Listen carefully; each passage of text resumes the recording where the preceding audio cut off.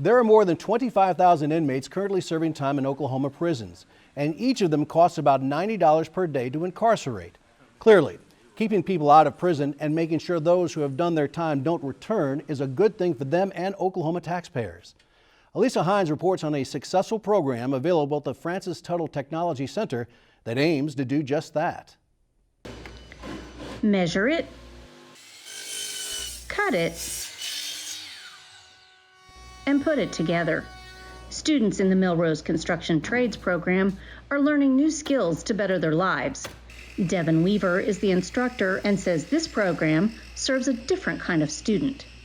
So we help out Clearwater's correctional facility is our morning class, and our afternoon class is probation and parole. So we get referrals from judges, probation officers, and anybody that's in a high-risk situation.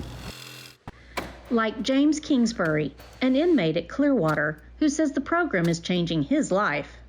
It gives us a fighting chance at a new beginning, and we can get out of here and do something successful with ourselves. You know, it's a good new starting point. We can start over, erase the past, just hit the ground running when we get out there, and we're qualified to have a good job. And according to Shawn Schmid, who has worked with the program since it started 15 years ago, she sees a huge difference in those who go through the class. I have seen students that come in and they have no confidence in themselves. They need their GED or they don't, but they've just been through so much in their life that when they come through here, it takes them a little bit to finally buy in. And then when they leave, they are a totally different person. And I've had them come back after years and say, I can't believe what this program has done for me. It's a 6-month program that gives basic construction skills to the students, like how to use hand tools, framing, sheetrocking, how to use a tape measure, and even math. That last one is a bit of a challenge for Kingsbury.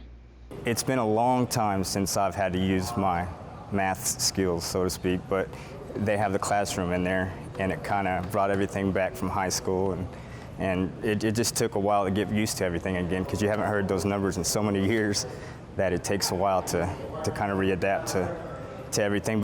For students like Tabreis Wilson, there's even help obtaining a GED. I just got my science GED. I passed it, and I have 2 more tests to pass after that. Why I'm here is to further my education and take some skills with me out in the real world that I can have forever. And students earn the skills through hands-on learning.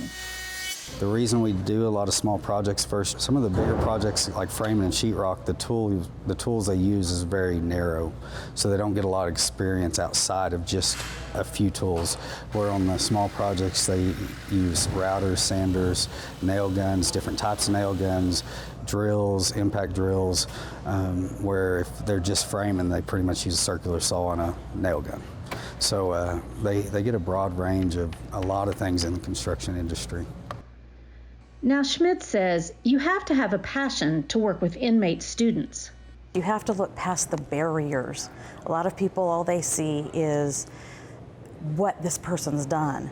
And I'll be honest, you have to look past that. You have to see the person for who they are and what they want to become, and not what they've been in the past. We all need second chances. We've all made mistakes in life, and sometimes it just takes a little more for some to be able to get back on track.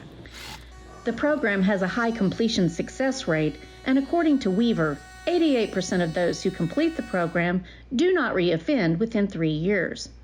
And with Oklahoma's recidivism rate at 25%, he says the 3-year mark is important. Because after 3 years, if they haven't reoffended prior to that, they probably won't reoffend.